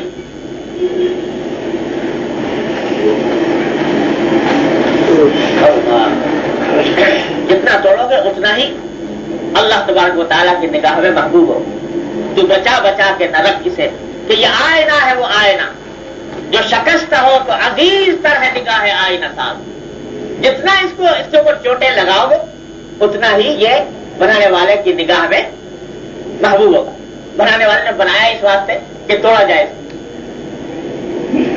بنانے والے نے اس کو بنایا ہی اس لیے کہ اس کو توڑا جائے، اس کے ان خواہشات کو کچلا جائے اس کی خاطر، اور جب وہ کچل لیتا ہے تو پھر پتہ نہیں کیا بنتا ہے۔ ہمارے حضرت ڈاکٹر صاحب صلی اللہ علیہ وسلم کیا اچھا شعر پڑھا کرتے تھے اس بات کو کہتے ہوئے کہ یہ کہہ کے کاسا ساز نے پیالہ پٹک دیا، کاسا ساز یعنی جس نے پیالہ بنایا تھا، بنانے والا، یہ کہہ کے کاسا ساز نے پیالہ پٹک دیا، اب اور کچھ بنائیں گے اس کو بگاڑ کے اس کو کچھ اور بنائیں، کچھ اور یعنی وہ جو وہ چاہے وہ بنے۔ تو یہ نہ سمجھو کہ یہ جو چوٹیں لگ رہی ہیں، خواہشات نفس کے اوپر تکلیف ہو رہی ہے، یہ بیکار جا رہی ہے۔ اس کے بعد جب یہ دل اللہ تبارک و تعالیٰ کی محبت کا محل بنے گا، اللہ تبارک و تعالیٰ کے ذکر اس کی یاد کا محل بنے گا، تو اس وقت میں اس کو جو حلاوت نصیب ہوگی اس کے آگے خدا کی قسم کہ ساری گناہوں کی لذتیں خاک در خاک، کوئی حقیقت نہیں ان گناہوں کی لذتوں کی، جس دن کے اللہ تبارک و تعالیٰ نے یہ دولت نصیب فرمانی۔ لیکن دولت اسی طرح سے شروع میں ذرا گزرنا پڑے گا، اس میں محنت اٹھانی پڑے گی۔ اسی کا نام مجاہدہ ہے، اسی واسطے فرما رہے ہیں نبی کریم صلی اللہ علیہ وسلم المجاہد من جاہد نفسہ، مجاہد وہ ہے در حقیقت جو اپنے نفس سے جہاد کرے، اپنے نفس کی خواہشات کو اللہ کے خاطر پوچھ لے۔ اس کے لیے یہ احادیث آ رہی ہے۔ اللہ تبارک و تعالیٰ ہمیں آپ کو اس پر عمل کرنے کے توفیق اپنے نفسانی خواہشات کے ہاتھوں میں کھلونا بننے سے بچائے اور ان نفسانی خواہشات کو قابو کرنے کی توفیق عطا فرمائے، ہمت عطا فرمائے، حوصلہ عطا فرمائے۔ اور یہ پہلے عرض کر چکا ہوں کہ جب انسان کو ہمت نہیں ہوتی تو ہمت بھی انہی سے مانگو، یا اللہ ہمت نہیں ہو رہی دے دیجیے ہمت، یا اللہ حوصلہ نہیں ہو رہا دے دیجیے حوصلہ۔ ہمارے فرماتے کہ اللہ میاں سے باتیں کیا کرو، اللہ میاں سے باتیں کر کے یہ کہا کرو کہ یا اللہ یہ حالت ہے، یہ ہے، مجھ سے نہیں بن پا رہا، میں مجبور ہو رہا ہوں، یا اللہ مجھے ہمت دے دیجیے اس سے بچنے کی، اس گناہ سے بچنے کی، اس گناہ سے بچنے کی، یا اللہ مجھے ہمت دے دیجیے ورنہ مجھ سے مواخذہ نہ فرمائیے گا۔ یعنی یہ بھی کہہ دیا کرو یا اللہ یا ہمت دے دیجیے ورنہ مجھ سے مواخذہ نہ فرمائیے گا، مجھ سے ہو جائے گا۔ تو یہ اللہ تبارک و تعالیٰ سے باتیں کرو، تو جب ہمت نہ ہو تو مانگو انہیں سے مانگو۔ تو یہ ایک مرتبہ اگر اللہ تبارک و تعالیٰ ہمارے دلوں کے اندر، ہمارے اعمال کے اندر یہ بات پیدا فرما دے تو ہماری یہ دریدر دور ہو جائے، یہ دنیا یہ زندگی ہماری سبر ہے۔ اللہ تبارک و تعالیٰ توفیق عطا فرمائے۔ اب اس میں حدیث ہے عن ابی ہریرہ رضی اللہ تعالی عنہ قال قال رسول اللہ صلی اللہ علیہ وسلم ان اللہ تعالی قال من عادى لي وليا فقد آذنته بالحق۔ اللہ تبارک و تعالیٰ کا ارشاد ہے، حضور اکرم صلی اللہ علیہ وسلم فرما رہے ہیں، ایسی حدیث کو کہتے ہیں حدیث قدسی، یعنی وہ حدیث جس میں نبی کریم سرور دو عالم صلی اللہ علیہ وسلم نے اللہ تبارک و تعالیٰ کا کوئی ارشاد نقل فرمایا ہو، اس کو حدیث قدسی کہتے ہیں۔ تو یہ اللہ تعالیٰ کا ارشاد ہے جو نبی کریم صلی اللہ علیہ وسلم نقل فرما رہے ہیں، یہ بھی وحی سے معلوم ہوا۔ قرآن میں اور حدیث قدسی میں فرق یہ ہے کہ قرآن کریم میں لفظ بھی اللہ تعالیٰ کے اور معنی بھی اللہ تعالیٰ کے، اور حدیث قدسی میں ضروری نہیں کہ الفاظ اللہ تعالیٰ ہی کے ہوں، اللہ تعالیٰ معنی دل میں ڈال دیتے ہیں اور اللہ تبارک و تعالیٰ وہ بات پہنچا دیتے ہیں، کسی طرح نبی کریم صلی اللہ علیہ وسلم ان کو بعض اوقات اپنے الفاظ میں تعبیر فرماتے ہیں۔ تو یہ حدیث قدسی ہے، باری تعالیٰ فرماتے ہیں کہ من عادى لي وليا فقد آذنته بالحرب، جو میرے کسی ولی کا دشمن ہو، میرے ولی اللہ، میرے دوست کا کوئی دشمن ہو، دشمنی کرے، فقد آذنته بالحرب، تو اس کے خلاف میرا اعلان جنگ ہے۔ جو میرے کسی ولی سے دشمنی رکھے اس کے خلاف میرا اعلان جنگ، اس سے میری جنگ۔ بہت زبردست کلمہ ہے، اللہ تعالیٰ فرما رہے ہیں کہ میرا اعلان جنگ۔ یہی وجہ کہتے ہیں کہ کسی اللہ کے ولی کے بارے میں کبھی گستاخی نہ کرے، اور یہ اللہ کے بارے میں زبان کو اپنے قابو میں رکھے۔ اگر کسی ولی اللہ سے کسی معاملے میں کوئی اختلاف بھی ہو سکتا ہے کوئی اختلاف ہو تو اختلاف کی حد تک رکھے اور کوئی کلمہ زبان سے گستاخی کرنا نکالے اللہ تبارک و تعالیٰ کہ کسی ولی کے خلاف کوئی کلمہ بے ادبی کا گستاخی کا نکالے۔ اللہ تبارک و تعالیٰ کی طرف سے وبال کا اندیشہ ہے، بعض اوقات کی وبال دنیا میں آ جاتا ہے، آ پڑتا ہے ولی اللہ کے کسی ولی اللہ کی گستاخی کرتے ہیں۔ یہاں حضرت حکیم الامت صلی اللہ علیہ وسلم نے ایک عجیب بات ارشاد فرمائی۔ بعض لوگ اس حدیث کو سن کر یہ خیال کرتے ہیں کہ یہ عجیب قصہ ہے، حضور اللہ تعالیٰ نے فرمایا کہ جو کوئی میرے ولی سے دشمنی رکھے میرا اعلان جنگ ہے اس کے خلاف، اور اس کے اوپر وبال بھی آتا ہے، دنیا کے اندر بھی آ جاتا ہے۔ حالانکہ کتنے دشمن ہیں جو اللہ میاں سے دشمنی رکھتے ہیں، اللہ کا انکار، خدا کے وجود کا انکار، خدا کی توحید کا انکار، اس کے احکام کا انکار کھلا اللہ میاں کی بعض اوقات اللہ بچائے توحید تک کرتے ہیں، اللہ بچائے جہاں تک کرتے ہیں۔ ان کے بارے میں نہیں فرمایا کہ میرا اعلان جنگ ہے ان کے خلاف، اور نہ ان کے بارے میں یہ آتا ہے کہ وبال نازل ہو دنیا میں بھی۔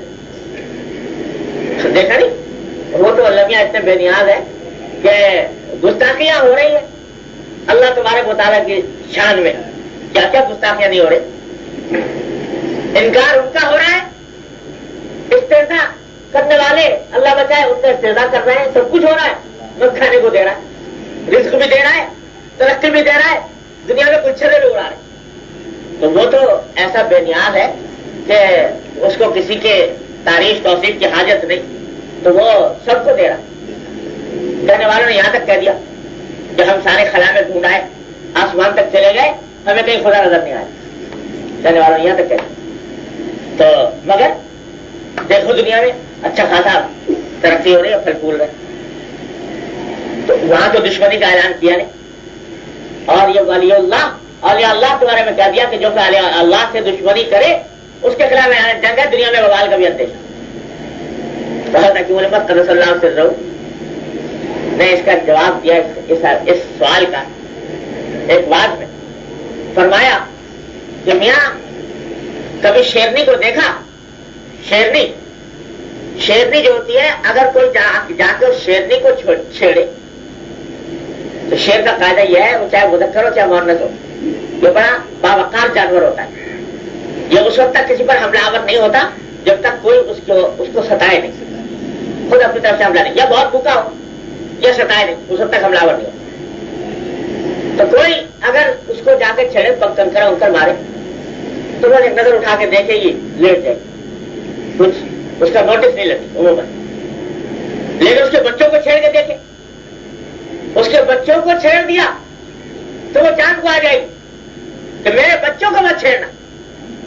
تو اللہ جل جلالہ اپنی ذات کے بارے میں بے نیاز ہے، کوئی گستاخی کرے، کوئی برا کہے، چاہے جو کچھ کہے، اللہ تبارک و تعالیٰ آخر میں جو حساب ہونا ہے وہ ہو جائے گا، جو انجام ہونا ہے وہ ہو جائے گا۔ لیکن ان کے جو محبوب ہیں اولیاء اللہ، ان کے جو دوست ہیں، ان کو اگر کوئی برا کہے یا ان کی شان میں گستاخی کرے، دنیا میں وبال آ جاتا ہے اللہ بچے۔ تو اس واسطے سرکار دو عالم صاحب فرما رہے ہیں کہ اللہ تبارک و تعالیٰ نے فرمایا کہ میرے کوئی ولی سے دشمنی رکھے تو میرا اعلان ہے اس کے خلاف جنگ۔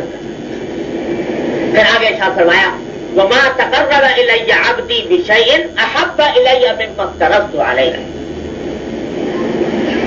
کہ میرے بندے جتنے کام میرا قرب حاصل کرنے کے لیے، تقرب حاصل کرنے کے لیے کرتے ہیں، جتنے کام کرتے ہیں، جتنی عبادتیں کرتے ہیں، ان میں مجھے سب سے زیادہ محبوب وہ کام ہیں جو میں نے ان پر فرض کر دیا، یعنی فرائض کی ادائیگی، ان سے سب سے زیادہ تقرب حاصل ہوتا ہے۔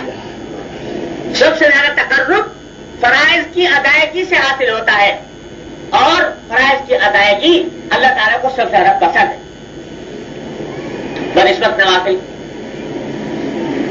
تو یہاں یہ بھی اشارہ فرما دیا سرکار دو عالم کا کہ فرائض کی ادائیگی مقدم ہے نوافل سے۔ بعض لوگ ہیں نفلی کام تو بہت کرتے رہتے ہیں لیکن فرائض سے غافل، نفلی کام بہت کیے لیکن فرائض سے غافل ہو گئے، تو یہ صحیح طریقہ نہیں۔ پہلا کام یہ ہے کہ فرائض کو بر وقت صحیح طریقے پر انجام دینے کی کوشش کریں، اس سے جتنا تقرب حاصل ہوگا اتنا تقرب نوافل سے حاصل نہیں ہوتا۔ یاد رکھیں، جیسے میں نے ایک مرتبہ آپ سے عرض کیا تھا کہ اگر ایک شخص ایسا ہو کہ اس نے اپنی زندگی میں سارے فرائض ادا کیے، گناہوں سے بچتا رہا، لیکن عمر بھر ایک نفل نہیں پڑی، انشاءاللہ سیدھا جنت میں جائے، سیدھا جنت میں جائے۔ اور ایک آدمی ساری عمر نوافل بہت کرتا رہا اور کوئی فرائض چھوڑ دیے یا گناہ کا ارتکاب کیا، تو اس کے بارے میں خطرہ ہے اللہ بچائے پکڑے جانے۔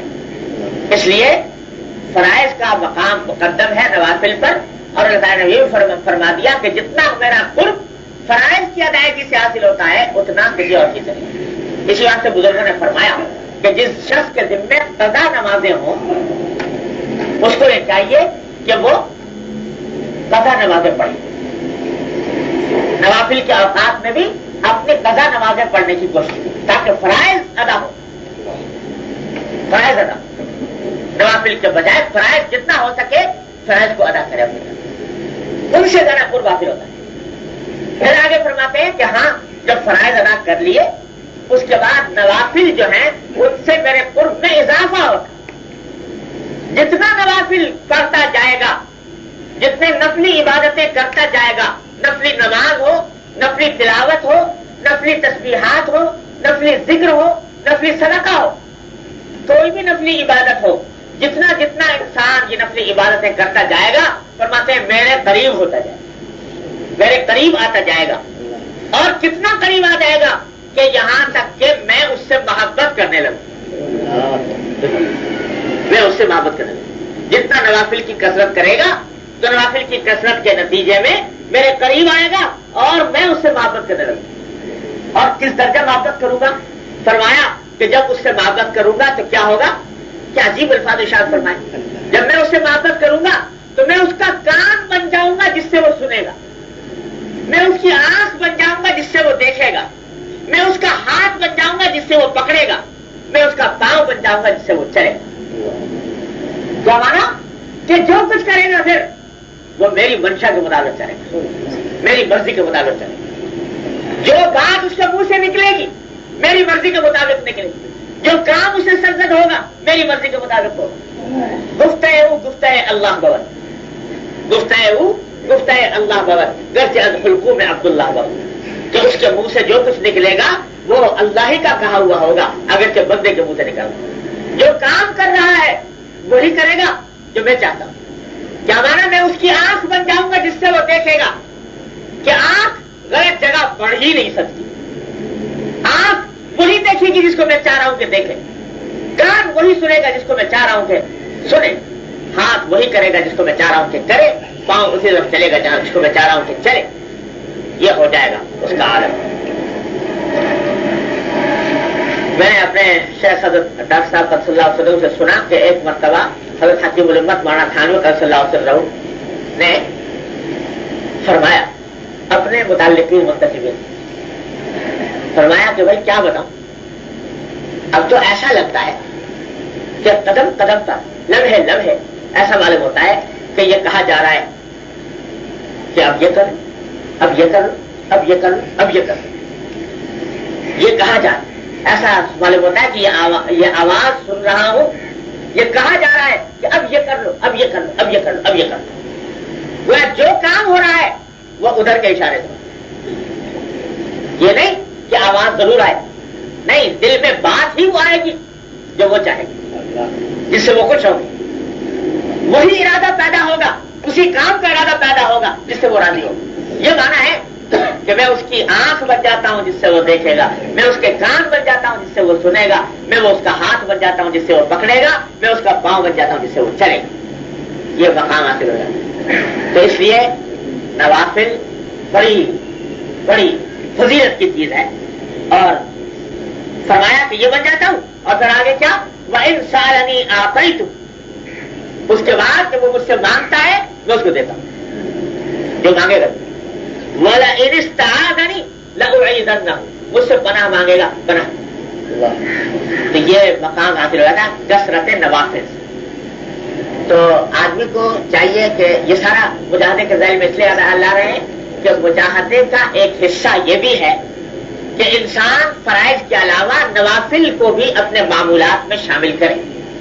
نوافل کو معمولات میں شامل کرے گا، ان کی کثرت کرے گا، تو اس کے نتیجے میں اللہ تبارک و تعالیٰ کا یہ تقرب حاصل ہوگا. اور یاد رکھیے ہمارے حضرت فرمایا کرتے تھے کہ یہ نوافل جو ہیں، خواہ وہ نفلی نماز ہو یا نفلی ذکر ہو یا نفلی تلاوت، یہ ایک انرجی ہے، ایک قوت ہے.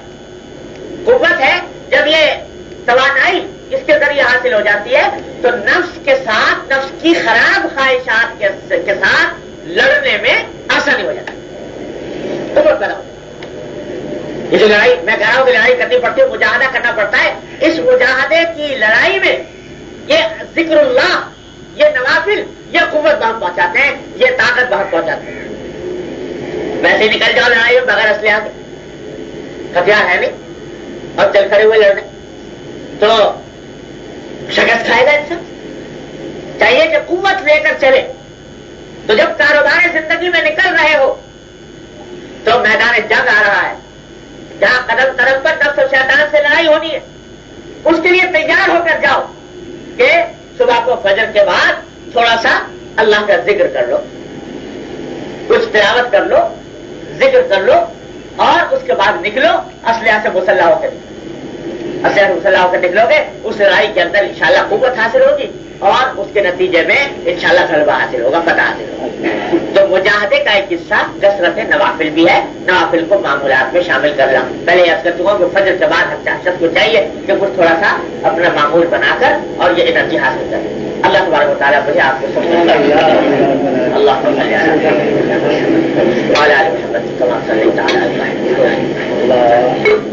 اللهم صل على سيدنا محمد اللهم صل على سيدنا یا ارحم الراحمین تفضل بنا رحمت ہمارے تمام گناہوں کو معاف فرما، یا اللہ ہمارے اعمال و اخلاق کی اصلاح فرما، یا ارحم الراحمین اپنے رحمت سے اپنے فضل و کرم سے ہمیں نفس و شیطان پر غلبہ عطا فرما، یا اللہ اپنے مرضیات پر چلنے کی توفیق عطا فرما، یا اللہ ہم کمزور ہیں ہمیں قوت عطا فرما، یا اللہ ہم بے ہمت ہیں ہمت عطا فرما، یا اللہ بے حوصلہ ہے حوصلہ عطا فرما، یا ارحم الراحمین اپنے طاعت میں زندگی بسر کرنے کی توفیق عطا فرما، یا اللہ معصیتوں سے حفاظت فرما، گناہوں سے منکرات سے حفاظت فرما، یا اللہ ہمارے متعلقین احباب گھر والوں سب کی حفاظت فرما، یا اللہ ہر طرح کے حادثات سانحات سے حفاظت فرما، یا اللہ زندگی کے اوقات کو غنیمت سمجھنے کی اس سے فائدہ اٹھانے کی توفیق عطا فرما، یا ارحم الراحمین اپنے فضل و کرم سے غفلت کے حجابات ہمارے دلوں سے اٹھا دیجیے، یا اللہ غفلت کے حجابات اٹھا دیجیے، یا ارحم الراحمین اپنا بنا لیجیے، یا ارحم الراحمین اپنی محبت و عظمت ہمارے قلوب میں پیدا فرما دیجیے، یا اللہ اپنے دین پر چلنے کی توفیق عطا فرما دیجیے، یا اللہ اتباع سنت کی توفیق عطا فرما دیجیے، یا ارحم الراحمین نبی کریم صلی اللہ علیہ وسلم کے جو ارشادات پڑھے ہیں اپنی رحمت سے ان پر عمل کی توفیق عطا فرمائیے، یا اللہ ہمارے قال کو حال کو مقام میں تبدیل فرما دیجیے، یا ارحم الراحمین اپنے فضل و کرم اپنی رحمت سے ہمارے دلوں کی کائنات کو بدل دیجیے، یا اللہ اپنی رحمت سے ہمارے دین پر استقامت عطا فرما دیجیے، یا اللہ دین کی صحیح فہم عطا فرما دیجیے، اس پر عمل کی توفیق عطا فرما دیجیے، اس پر استقامت کاملہ عطا فرما دیجیے، یا ارحم الراحمین ظاہری اور باطنی فتنوں سے ہمارے گھر والوں اعزاء احباب متعلقین سب کی حفاظت فرمائیے، یا اللہ ہر طرح کے حملوں سے ہماری حفاظت فرمائیے، یا ارحم الراحمین ہر طرح کے فتنوں سے ہماری حفاظت فرمائیے، یا اللہ تمام حاضرین کو اور ان کے تمام متعلقین کو، تمام حاضرات کو، ان کے تمام متعلقین کو اپنے رحمت سے ان کے مقاصد حسنہ میں کامیابی عطا فرمائیے، سب کی دلی مرادوں کو پورا فرما دیجیے، یا اللہ سب کی مشکلات کو آسان فرما دیجیے، سب کی پریشانیوں کو دور فرما دیجیے، اللهم انا نسألك من خير ما سألك من عبدك ونبيك محمد صلى الله عليه وسلم ونعوذ بك من شر ما استعاذ من عبدك ونبيك محمد صلى الله عليه وسلم، ربنا تقبل منا انك انت السميع العليم وتب علينا انك انت التواب الرحيم، وصلى الله تعالى على خير خلقه محمد وآله وصحبه اجمعين، آمين برحمته۔ بسم الله الرحمن الرحيم،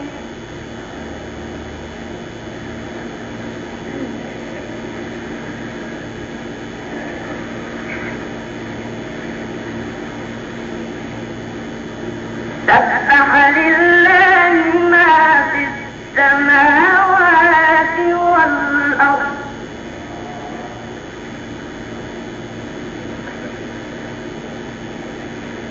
سبح لله ما في السماوات والأرض،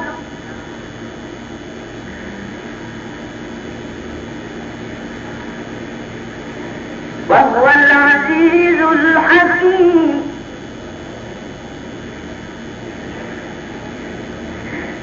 وهو العزيز الحكيم،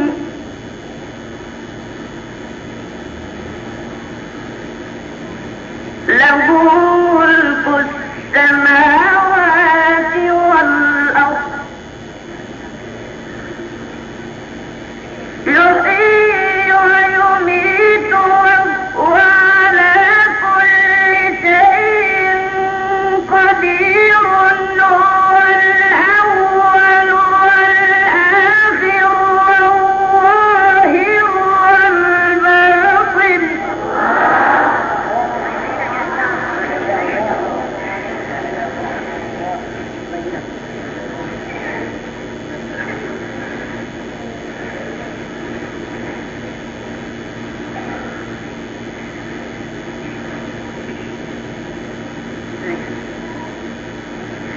بسم الله الرحمن الرحيم، سبح لله ما في السماوات والأرض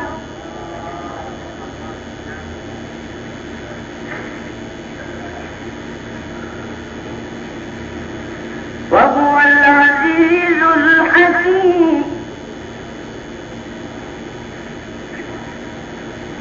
له ملك السماوات والأرض له ملك السماوات والأرض يحيي ويميت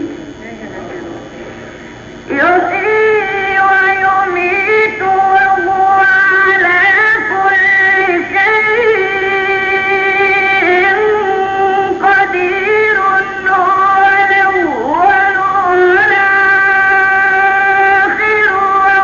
والظاهر والباطن.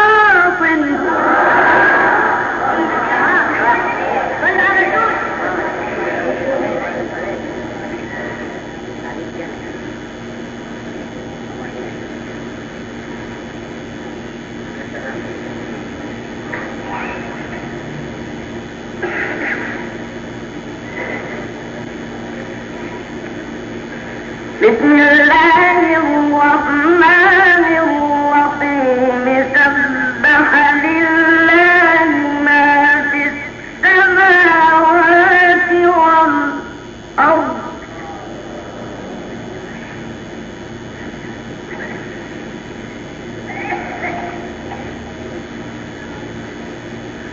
وهو العزيز الحكيم.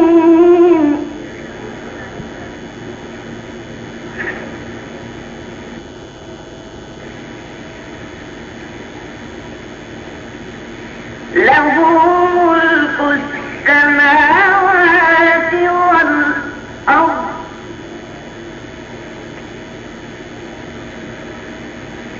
له ملك السماوات والأرض يحيي ويميت وهو على كل شيء قدير. هو الأول والآخر والظاهر والباطن.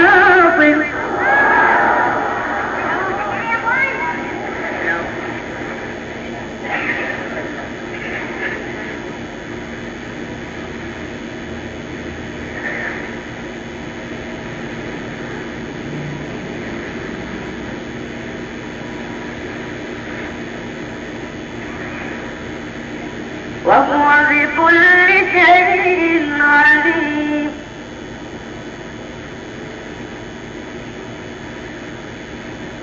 وهو بكل شيء عليم.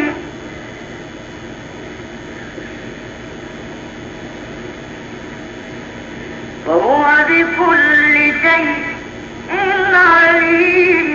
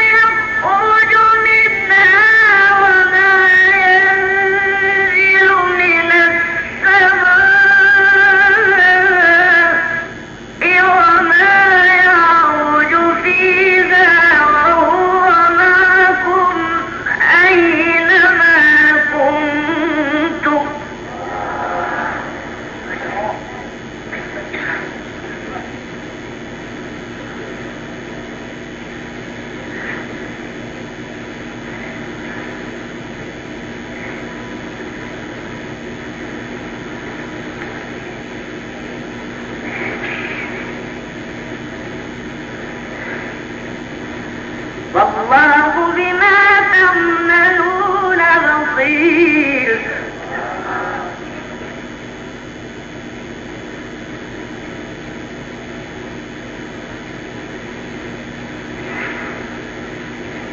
له ملك السماوات والأرض وإلى الله ترجع الأمور